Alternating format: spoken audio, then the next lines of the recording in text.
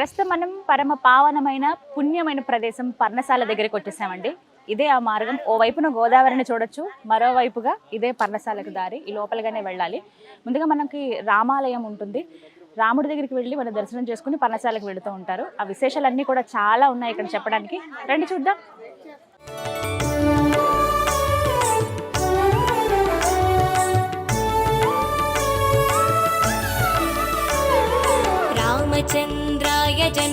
లోపలికి మనం అడుగు పెట్టగానే ముందుగా ధ్వజస్తంభం దర్శనమిస్తుంది. ఒకసారి దండం పెట్టుకుందాం. శ్రీరాముల వారి పాదాలు ఉంటాయి ఇక్కడ. రామచంద్రాయ జనక రాజా మనోహరాయ మామకాభీష్టదాయ మహిత మంగళం కోసలేశాయ మందహాసదాస భూషణాయ వాసవాది వినుత సత్వరాయ మంగళం. దర్శనం ఎంత చక్కగా జరిగిందో తెలుసా? చాలా సుందరంగా ఉన్నారు. మూర్తులన్నీ కూడా చాలా చక్కగా ఉన్నాయి. అలంకరణ అవన్నీ కూడా అద్భుతంగా ఉన్నాయి. అయితే ఇక్కడ రాముడు శోకరాముడిగా కొలువై ఉన్నారండి. ఇక్కడ విగ్రహాలు కూడానండి. ముందు శ్రీరామచంద్రుల వారు, మధ్యలో సీతమ్మ వారు, ఇటుపక్కగా లక్ష్మణుల వారు. అంటే ఒక రక్షణ వ్యవస్థలా. ఇదంతా అటవీ ప్రాంతం కదా, ఇద్దరు చెరువు పక్క రక్షణగా ఉన్నట్టుగా మనకు కనిపిస్తుంది. కానీ ఇక్కడ రామయ్య విగ్రహం చూసినప్పుడు, ఆయన మోము చూసినప్పుడు ఆ బాధని నేను అర్థం చేసుకున్నాను. ఎందుకంటే ఈ ప్రాంతమే ఇక్కడి నుంచే కదా సీతమ్మ వారిని రావణుడు ఎత్తుకు వెళ్ళిపోతారు. అంటే భార్య వియోగం ఆయనకి ఉంది అక్కడ. అంటే దూరంగా ఉన్నారు ఆవిడ. ఆ శోకంలో రామచంద్రుడు ఉన్నారు కాబట్టి అది ప్రతిబింబిస్తుంటుంది ఆయన మోములో. అందుకే శోకరాముడిగా ఇక్కడ కొలువై ఉన్నారనమాట. అయితే ఇక్కడ ప్రత్యేకత ఇంకోటి ఏంటంటే, ఏవైతే భద్రాద్రి ఆలయంలో పూజ కార్యక్రమాలు జరుగుతాయి, ఎటువంటి క్రతులు అయితే జరుగుతాయో అన్నీ ఇక్కడ కూడా జరిపిస్తారన్నమాట. ప్రతి కార్యక్రమం, అది కళ్యాణం కావచ్చు, ఏ క్రతువైనా చిన్న పెద్దది, పసుపు కొట్టడం కావచ్చు, మామూలుగా చేసే అంకురార్పణలు కానీ, అభిషేకాలు కానీ, అవన్నీ అక్కడ ఆలయంలో ఏ విధంగా అయితే జరుగుతాయో ఇక్కడ కూడా అదే విధంగా జరుగుతాయి. ఇది ముందుగా మనం పర్ణశాలకు లోపలికి రాగానే ఆ రాముడి దర్శనం చేసుకోవచ్చు. ఆ తర్వాత పర్ణశాల ఏదైతే స్వామివారి కుటీరం అవి ఏర్పాటు చేసుకున్నారో ఆ ప్రదేశానికి వెళ్దాం.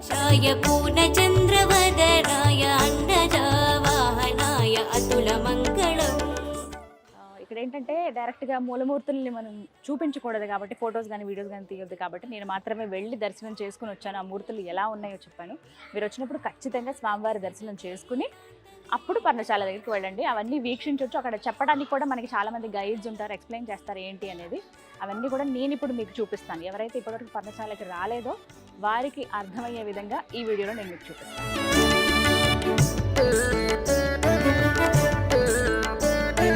పర్ణశాల లోపలికి మనం అడుగు పెట్టేశామండి. ఇక్కడ కొన్ని కీలక ఘట్టాలు జరిగాయి రామాయణానికి సంబంధించి.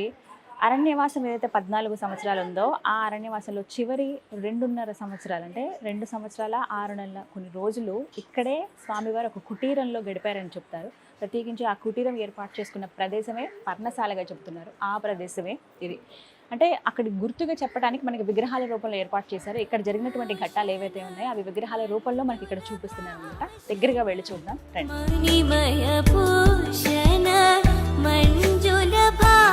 ఇక్కడే ఇదే ప్రదేశంలో శ్రీరాముల వారు, సీత అమ్మవారు, అలాగే లక్ష్మణ స్వామి వారికి ఒక కుటీరం అనేది ఏర్పాటు చేసుకున్నారు.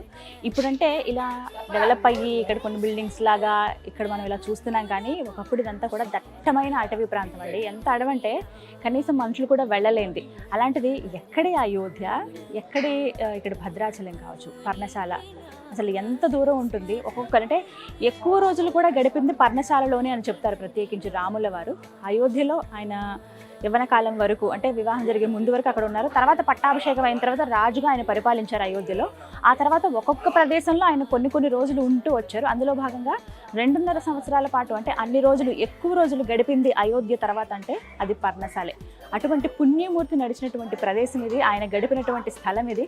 నిజంగా ఎంత పవిత్రం, పరమ పావనం అని చెప్పుకోవాలి. ఇక్కడ ఏమిటంటే ప్రత్యేకించి ముఖ్యమైన ఘట్టం చోటు చేసుకున్నది. ఇక్కడ మనం విగ్రహాల రూపంలో చూడొచ్చు. రాముల వారు, సీతమ్మ తల్లి, దూరంలో ఇక్కడ లక్ష్మణ స్వామి వారు. ఎంతటి గౌరవం అంటే అన్నా వదనలంటే లక్ష్మణస్వామి వారికి తల్లి తండ్రిగానే భావించేవారు. వారిని చాలా మర్యాదగా ప్రేమపూర్వకంగా ఉండేవాళ్ళు. మర్యాదగా ఇలా పిలిస్తే పలికేటట్టుగా, ఏం అవసరం ఉన్నా చక్కగా చూసుకునేవాళ్ళు. ఒక రక్షణగా, అంటే ఇదంతా కూడా అటవీ ప్రాంతం కదా, ఒక రక్షణగా సీతమ్మ తల్లికి ఓవైపు రాముల వారు, ఇంకోవైపు లక్ష్మణస్వామి వారు ఉండేవారు అనమాట. అంత కంటికి రెప్పలాగా కాచుకుని కూర్చునేవారు అనమాట. ఇలా ఉంటున్న ఒక సమయంలో రామాయణం తెలిసిన వారందరికీ చాలా వరకు తెలుసండి, కీలకమైన ఘట్టం ఏమిటి అని అంటే బంగారు లేడి, ఆ మాయ లేడి. అవి రావటమే పూర్తిగా కథనంతా, అంటే ఆ రామాయణం అంతా ఒక మలుపు తిప్పేస్తుంది. అంటే రావణ సంహారం జరగటానికి, అంటే రాక్షస సంహారం జరగాలి కదా, ఆయన అవతారం ఎత్తిందే దానికి. అది జరగాలంటే కొన్ని ఘట్టాలు చోటు చేసుకోవాలి. అందులో భాగంగా మారీచుడు అనేటువంటి రాక్షసుడు ఒక మాయ లేడి రూపంలో వస్తాడు, బంగారు వర్ణంలో. ఆ లేడిని ఇక్కడ మనం చూడొచ్చు. దే ఆ బంగారు లేడి. ఆ బంగారు లేడిని చూసి అనుకుంటుందట, ఆహా ఎంత సుందరంగా ఉంది, ఇన్ని పశువులు ఇక్కడ మన చుట్టూ తిరుగుతున్నాయి, సాధు జంతువులకు మారిపోయి మన చుట్టూ ఉన్నాయి, ఒకసారి దగ్గర నుంచి చూడాలి అని అనిపించిందట ఆవిడికి. ఆ బంగారు లేడి కనిపించి వెంటనే వెళ్ళిపోగానే అది కావాలని చెప్పి శ్రీరాముల వారిని అడుగుతున్నట్టు. ఆమె రాముల వారిని అడుగుతున్నటువంటి దృశ్యం అనమాట ఇది. ఇక్కడ చూపిస్తున్నారు. ఇక్కడ ఉండి స్వామి నాకు ఆ బంగారు లేడి కావాలని. సాధారణంగా చెప్తారు, వివాహం జరిగిన తర్వాత శ్రీరాముల వారిని సీతమ్మ ఏ కోరిక కోరలేదంట. కనీసం ఇలా నాకు ఈ వస్తువు కావాలనో, ఆవిడ రాజకుమారి ఆయన రాజకుమారుడు, అయినా నాకు ఇలా భోగాలు కావాలనో ఇలా ఉండాలనో ఏ రోజు ఏమీ అడగలేదు. అలాంటిది ఆయనతో పాటే అన్నీ విడిచి వనవాసానికి వచ్చేసిన ఆవిడ మొదటిసారి నాకు ఒక బంగారు లేడి కనిపించింది, అది కావాలని అడిగినందుకు ఎప్పుడూ ఏమీ అడగలేదు కదా నువ్వు, అదొక్కటి నీ కోరిక అని చెప్పి నేను తీసుకొస్తానని చెప్పి ఆయన ఇంకా ఎటు ఆలోచించకుండా, బంగారు లేడు అసలు అలా బంగారు లేడు ఉంటుందా ఉండదా ఏమి ఆలోచించకుండా దాని వెంట ఆయన పరిగెట్టి నేను తీసుకొస్తాను సీత అని వెళ్ళిపోతారు. ఇక్కడ ఆయన చూపిస్తున్నటువంటి దృశ్యం అనమాట ఇది. ఇక్కడ నుంచి లక్ష్మణస్వామి వారు చూస్తున్నారు. అది జరిగినటువంటి ఘట్టం ఆ ప్రదేశం. ఇంకా మరిన్ని ఘట్టాలు ముందు జరిగినవి ఉన్నాయి, అవి కూడా చూద్దాం. ఇలా మనం ఒక్కొక్క అడుగు వేసుకుంటూ వస్తేనండి పర్ణశాలలో అన్ని విశేషాలే కనిపిస్తాయి. ఆ రాముల వారి ఆనవాళ్లే మనకు కనపడుతుంటాయి. అందులో భాగంగా ఇక్కడ చూడొచ్చు, ఒక ఫలకం పైన రాముల వారి కుడి పాదాన్ని మనం చూడొచ్చు. అలాగే ఆ మాయలేడి జింక ఏదైతే ఉందో ఆ జింక పాదం కూడా కనపడుతుంది.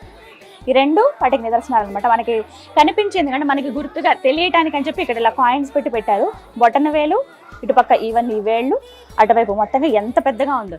మామూలుగా శ్రీరాముడి గురించి చెప్తారు కదా, ఆయన ఆజానుబాహుడు, 7 అడుగులు ఉండేవాడు, అంతటి దృఢంగా, అంటే ఆయన రాజు కదా, అంత ఠీవిగా ఉండేవారు ఆయన అని చెప్పి. నిజంగా ఆయన ఆకారానికి తగ్గట్టే ఆయన పాదం కూడా చూడండి. మామూలుగా అయితే మన పాదాలు ఎంతవరకు ఉంటాయి, ఇంతవరకు, కానీ ఆయన పాదం ఎంత పెద్దగా ఉందో, ఆ ఆజానుబాహుడి పాదం గుర్తు ఇక్కడ మనం చూడొచ్చు అనమాట. ఇక ఆ తర్వాత జరిగింది అందరికీ తెలిసిందే. రాముల వారు ఆ మాయలేడి కోసమని వెళ్తారు, కానీ ఎంతసేపటికి తిరిగి రారు. కొద్దిసేపు అయిన తర్వాత హా సీత, హా లక్ష్మణ అనేటువంటి ఒక గొంతు వినపడుతుంది. ఇది ఖచ్చితంగా నా రామయ్యదే అని చెప్పి పరుగున వస్తుంది సీతమ్మ. వచ్చి ఒకటే మాట అంటుంది, లక్ష్మణ నీ అన్నకేదో ఆపద వచ్చింది వెళ్ళండి. ఆయన గొంతు వినపడుతుందంటే లక్ష్మణుడు ఒక మాట అంటాడు, నా అన్నకు ఆపద రావడం ఏంటి, ఆయన రాముడు, ఆయన ఏమైనా చేయగలడు, ప్రతి ఒక్కటి గమనించగలడు, అంత శక్తిహీనుడిగా ఉండడు అని చెప్పినా కూడా లేదు నాకు వినపడుతోంది ఆ గొంతు, ఆయనే అరుస్తూ ఉన్నారు, ఆపదలో ఉన్నారు, నువ్వు వెళ్ళు ఎలా అయినా సరే చెప్తే. ఒక మాట తల్లి ఒక్కసారి నా మాట విను, అన్నకు ఆపద రాదు అన్నా సరే సీతాదేవి అంటే భర్తకి ఏం జరిగిందో అన్న భయం ఆందోళన ఆవిడ మధ్యలో ఉంటుంది కదా, అందుకే ఆవిడ అంతా ఆలోచించి భయపడింది. ఒక రకంగా చెప్పాలంటే లక్ష్మణ స్వామి గురించి ఒక మాట చెప్పాలండి, సీతమ్మ తల్లిని ఎంతగా అంటే ఒక తల్లిగా ఆరాధించేవాళ్ళు. ఆయన ఏ రోజు కూడా తల ఎత్తి ఆవిడ ముఖం చూడలేదట, కేవలం పాదాలు ఇక్కడ వరకు మాత్రమే, పాదాలు ఏవైతే ఉన్నాయో పాదాలు, ఆమె మెట్టెలు, బొటనవేలు ఇక్కడ వరకు మాత్రమే ఆయన చూశారట ఆయన జీవితకాలంలో. అంటే అంత గౌరవించేవాళ్ళు, ఒక తల్లిగా భావించేవాళ్ళు సీతమ్మ తల్లిని. ఇక ఆమె ఆజ్ఞాపించింది, నువ్వు ఎలా అయినా వెళ్ళు అన్నం తీసుకురా అని చెప్పగానే ఒకటే మాట అంటారు, సరే తల్లి నీ ఆజ్ఞ మేరకు నేను వెళ్తాను, కానీ నువ్వు ఇది దట్టమైన అటవీ ప్రాంతం, మేమిద్దరం ఉన్నప్పుడు నీకు రక్షణగా ఉన్నాం, మేము ఇద్దరం ఈ సమయంలో ఉండట్లేదు కాబట్టి ఇది ఏ మాయావి పనో తెలియదు కాబట్టి నీకు ఒక రేఖ నేను గీస్తాను, అదే లక్ష్మణ రేఖ అని చెప్పి గీసి నువ్వు ఈ గీత దాటి బయటికి రావద్దు, ఏం జరిగినా కూడా నేను అన్నం క్షేమంగా తీసుకొస్తానని చెప్పి నమస్కరించుకుని వెళ్తాను.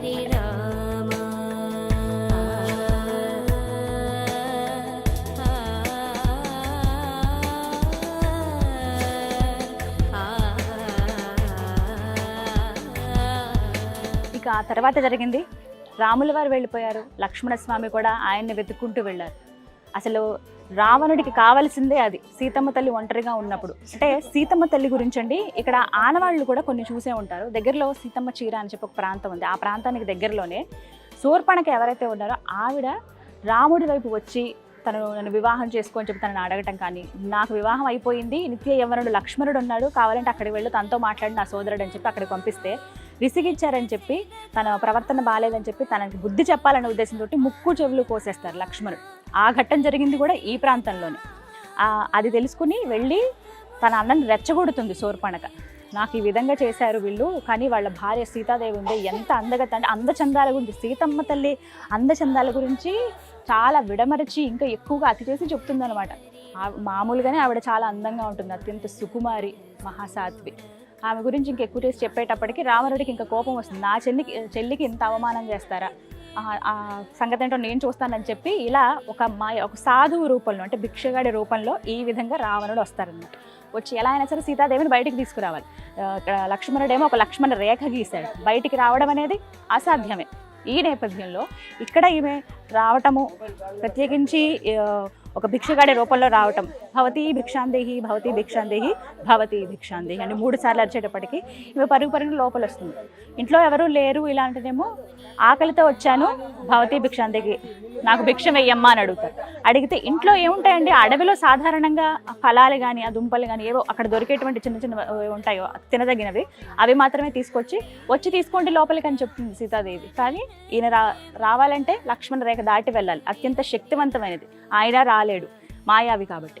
ఆ తర్వాత జరిగినటువంటి ఘట్టం అందరికీ తెలిసిందే. ఎలా అయినా సరే నువ్వు ఇలా నేను ఖాళీ చేతులతో వెళ్ళిపోవడమే, ఇంటి ముందుకు వచ్చిన ఒక భిక్షగాడిని, ఒక సాధువుని ఇలా పంపించడం అనేది కరెక్ట్ కాదంటే అప్పుడు ఆవిడ అనుకుంటుంది, నిజమే కదా ఆకలితో ఉన్నావు, ఎందుకంటే సరే ఏది జరిగితే అది జరిగిందిలే అని చెప్పి ఒక్కసారి ఆ రామయ్యని తలుచుకుని అడుగు బయటికి వేసి ఒక్కసారి వెళ్ళి ఆయనకి భిక్ష వేయడానికి ప్రయత్నిస్తుంది. అది జరిగినటువంటి ఘట్టం అనమాట. అది ఇక్కడ చెప్పవచ్చు. తెలియడానికి ఇలా విగ్రహ రూపంలో పెట్టారు సీతమ్మ తల్లి. నిజంగానండి ఒక్కొక్క ఘటన అవి తలుచుకుని అవి చెప్తున్నా నాకే కళ్ళు చెమ్మగిల్లుతున్నాయి. అంటే అప్పుడు అలా జరిగిందా, ఎంతటి బాధ, భర్త అటు వెళ్ళిపోయారు, మరిది గారు వెళ్ళిపోయారు, ఎవరు లేరు, ఒంటరిగా ఉండిపోయింది ఆవిడ.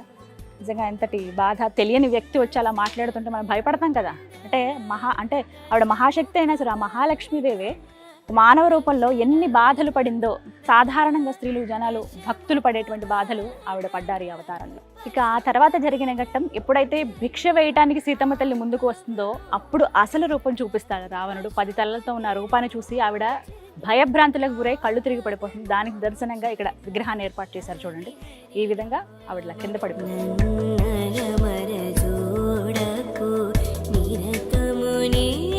ఒక మాట చెబుతూ ఉంటారు, రావణ బ్రహ్మ ఎవరైనా కోరుకున్నప్పుడు ఒక స్త్రీతో ఆయన వెళ్ళాలి అనుకున్నప్పుడు ఆ స్త్రీ అంగీకరిస్తేనే వారిని ముట్టుకోవాలి, లేకపోతే అది ఒక శాపంగా ఆయనకు మారుతుంది అనేటువంటి ఒక శాపం ఆయనకి ఎప్పటి నుంచో ఉంది. అందుకే ఆయన సీతాదేవిని ముట్టుకోవటం కానీ అవేవి మనం చూడడం. ఎప్పుడైతే ఆవిడ అలా పడిపోతుందో భూమితో పాటు పెకిలించుకుని తీసుకుని వెళ్ళిపోతారు, అంటే ఆవిడ తాకరు. అశోకవనంలో ఉన్నప్పుడు కూడా అంటే ఎవరైనా స్త్రీ ఆమె ఇష్టంతో ఉంటేనే నీకు మంచిది, లేకుంటే నువ్వు ఆ శాపానికి గురవుతావు అని చెప్పి ఒక శాపం అనేది రావణుడికి ఉంటుందట. అందుకనే భూమితో పాటు అలా పెకిలించుకుని తీసుకువెళ్ళిపోతారు. ఇదంతా జరిగినటువంటి ప్రదేశం ఈ పర్ణశాలనండి. నిజంగా బాధాకరమైందనే చెప్పుకోవాలి. అంటే వనవాసం చేయటమే దురదృష్టం, అది తండ్రి మాటను దాటి వెళ్ళలేక ఆయన ఆజ్ఞను అనుసరించి ఆయన ఇక్కడి వరకు రావటం. ఎక్కడో హాయిగా మహల్స్లో ఉండి రాజభోగాలు అనుభవించాల్సిన రాముడు, సీత, లక్ష్మణుడు ఇలా అడవుల పాలైపోవటం. ఇక్కడ ఉన్నటువంటి ఏవి తినడానికి సరిగ్గా ఉండదు, రోజు చేసుకునే పనులకు వీలుండదు, ఒక చిన్న కుటీరంలో ఉండాలి. అలా ఉండి కూడా వాళ్ళు ఒక మార్గాన్ని చూపించారని చెప్పుకోవాలి తర్వాతి తరాల వాళ్ళకి. మానవ రూపంలో ఉన్న నిజంగా దైవాలు వాళ్ళు. అలాంటి వాళ్ళు ఇక్కడ గడిపారు, ఈ ప్రదేశంలో మనం ఉండగలిగాం, అది కూడా ఈ తెలుగు నేలపైన అలాంటి ప్రదేశం ఉందంటే నిజంగా మన అదృష్టమే. ఇలా ఈ ఘట్టం జరిగిన తర్వాత ఇక్కడి నుంచి తీసుకువెళ్ళిపోవటం, జటాయువు రావటం. జటాయువు ఎంతో రక్షించడానికి ప్రయత్నిస్తుంది అమ్మవారిని, కానీ ఒక రెక్కని నరికేస్తారు. ఆ రెక్క పడిన ప్రదేశం కూడా ఇక్కడ దగ్గరలోనే ఉంది. అంటే ఇవన్నీ పంచవటి అని అంటారండి ఈ ప్రాంతాన్ని. దగ్గర మొత్తం 4 రామాలయాలు కావచ్చు, ఆ జటాయువు రెక్కబడిన ప్రదేశం, ఇవన్నీ మనం దర్శించుకుంటే పంచవటి 5 మనం పూర్తి చేసుకుంటే భద్రాచలం యాత్ర పూర్తయినట్లు అనమాట. ఈ విధంగా ఇక్కడ పర్ణశాలలో విగ్రహాల రూపంలో అర్థం అవ్వడానికి ఏర్పాటు చేశారు. మామూలుగా ఏంటంటే రామాయణం ఇవి మనం చదివితే తెలుసుకోవటం వేరు, విగ్రహాల రూపంలో చూడటం వేరు. అందుకే మనకి సినిమాలు ఏమైనా తీసినప్పుడు, సీరియల్స్ అవి చూపించినప్పుడు ఇంకా ఎక్కువగా అర్థమయ్యాయి ముందు తరాల వాళ్ళకి, 90s వాళ్ళకి. ఇప్పటి తరం వాళ్ళకి ఇంకా అర్థం అవ్వాలంటే ఇలాంటి ప్లేసెస్కి పిల్లల్ని తీసుకొచ్చి చూపిస్తే ఇంకా క్లియర్గా అర్థమవుతుంది. రామాయణం అంటే ఏంటి, మన భాగవతం అంటే ఏంటి, ఏం జరిగింది, వాటి నుంచి మనం ఏం నేర్చుకోవచ్చు, అవన్నీ తెలుసుకోవచ్చు అనమాట. ఇలా అద్భుతమైన ఘట్టాలన్నీ కూడా బాధాకరమైన ఘట్టాలని చెప్పుకోవాలి. అందుకే ఇక్కడ రాముడు కూడా శోకరాముడు అంటారు, అంటే భార్యా వియోగంలో ఆయన ఉంటారు కదా, అందుకే ఇక్కడ రాముడిని కూడా అదే విధంగా కొలుస్తారు. ఆయన ఒక రక్షణ వ్యవస్థగా ఓవైపు మధ్యలో సీతమ్మ నుంచి ఇటువైపు లక్ష్మణుడు, ఇటువైపు రాముడుగా అలా ఉంటారు. ఇది అటవీ ప్రాంతం కాబట్టి. కానీ ఆయన మోము చూస్తే అర్థమవుతుంది భార్య దూరం అయిపోయిందన్న బాధలో ఆయన ఉన్నారు. అయితే అలాంటి కష్టం ఎవరికి రాకూడదని చెప్పే స్వామి ఇక్కడ అందరినీ అనుగ్రహిస్తారట. అలాంటి అంటే సీతారాములు ఎన్నో కష్టాలు పడ్డారు, అలాంటి కష్టాలు ఎవరు పడకూడదనే ఉద్దేశంతో వాళ్ళు ఎప్పుడు అనుగ్రహిస్తూ ఉంటారు. ఎవరు ఇక్కడికి వచ్చి దర్శనం చేసుకున్నా ఆ మహద్భాగ్యం వారికి దక్కుతుందని చెప్తారు. భద్రాచలం స్వామివారి దర్శనానికి ఎవరైతే వస్తారో ఖచ్చితంగా పర్ణశాల కూడా వచ్చి దర్శనం చేసుకుంటారు.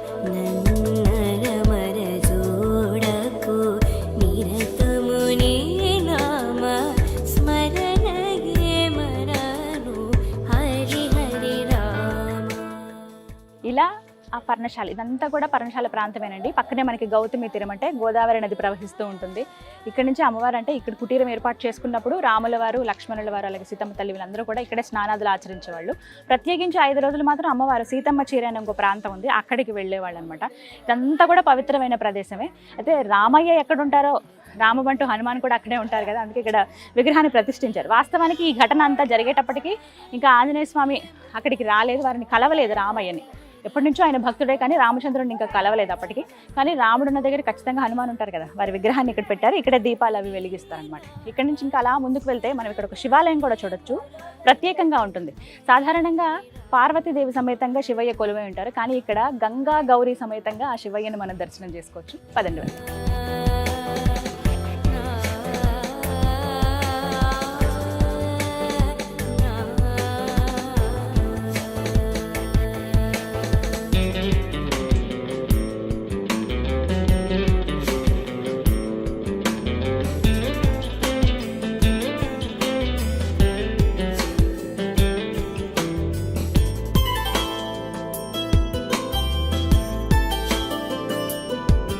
ఈ పర్ణశాల ప్రాంతాన్ని ఇంకా అభివృద్ధి చేస్తున్నారండి. ఇంకా అందరికీ తెలిసే విధంగా ఉండేందుకు ఇగో కుటీరం ఇలాగా ఒకటి కొత్తగా ఏర్పాటు చేస్తూ ఉన్నారు.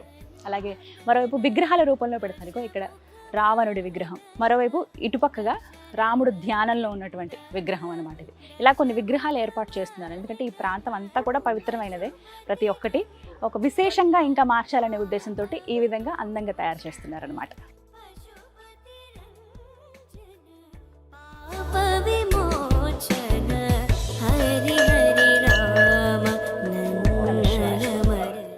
గౌరీదేవి, గంగమ్మ తల్లి, రామలింగేశ్వరుడు నిజంగా చాలా ప్రత్యేకంగా కనపడుతోంది. సాధారణంగా మనం చూసేది పార్వతీ అమ్మవారితో, లేకపోతే ఆ లింగానికి అంటే ఆ శివయ్యకే వివిధ పేర్లు ఉంటాయి, వివిధ రూపాల్లో ఉంటారు. కానీ ఇక్కడ గంగా గౌరీ సమేతంగా ఆ రామలింగేశ్వరుడి దర్శనం మనం చేసుకోవచ్చు అనమాట. అందరికీ తెలిసిందేగా, ఆ రామయ్య ఎప్పుడు శివుడిని పూజిస్తూనే ఉండేవాళ్ళు. సైకత లింగాలను ఏర్పాటు చేసి ఆ శివుడికి పూజ చేయటం కావచ్చు. ఇలా మరోవైపు శివయ్యేమో రాముడికి పూజ చేసేవాళ్ళు. అంటే శివకేశవులిద్దరికీ భేదం లేదు అని చెప్పేందుకు ఇలా ఎన్నో నిదర్శనాలు ఉన్నాయి. అది రామాయణంలో మనం ఎక్కువగా చూస్తాం, భాగవతంలో మనం చూస్తాం, ఇలా రకరకాలుగా. కానీ అన్ని అత్యద్భుత ఘట్టాలే. ముందుగా వినాయక స్వామి, సుబ్రహ్మణ్య స్వామి, అమ్మవారు, ఇలా ప్రతి ఒక్కటి కూడా ఇక్కడ చూడొచ్చు. నవగ్రహాలు ఇవన్నీ కూడా అంటే పర్ణశాలకు వచ్చిన భక్తులు కేవలం ఆ రామయ్యని చూడటము, రామాయణానికి సంబంధించినటువంటి కొన్ని ఘట్టాలని అది వీక్షించడమే కాదండి, ఆ శివయ్య దర్శనం కూడా చేసుకోవచ్చు.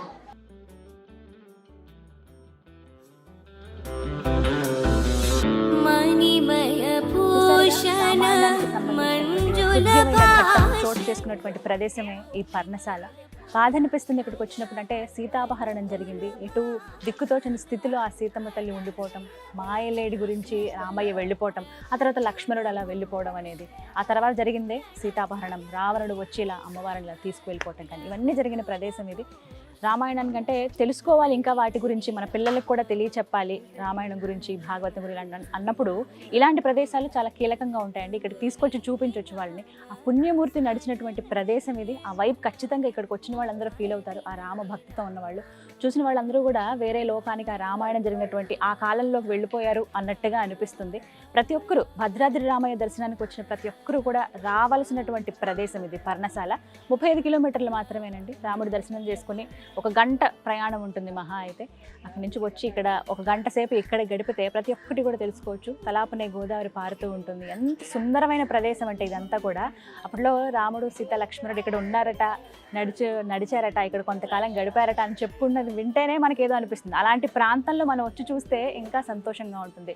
పిల్లలతో పాటు రావచ్చు, ఇక్కడ గడిపేందుకు అనువుగా ఉంది స్థలం అంతా. ఇక్కడంతా కూడా డెవలప్ చేశారు. భద్రాద్రి రామయ్య ఆలయానికి అనుబంధంగానే ఇక్కడ ఆలయం ఉంటుంది. అలాగే ఇక్కడ రామచంద్రుడి వారిని కూడా దర్శించుకోవచ్చు. శోకరాముడుగా ఉన్నటువంటి ఆ రాముడు దర్శించుకుంటే మన శోకాలన్నీ కూడా ఆయన తీసివేస్తాడు మన కష్టాలని అనే ఒక నానుడి కూడా ఉంది. తప్పకుండా అందరూ వచ్చి పర్ణశాలను దర్శనం చేసుకోండి. ఇది వాళ్ళ వీడియో. నమస్కారం.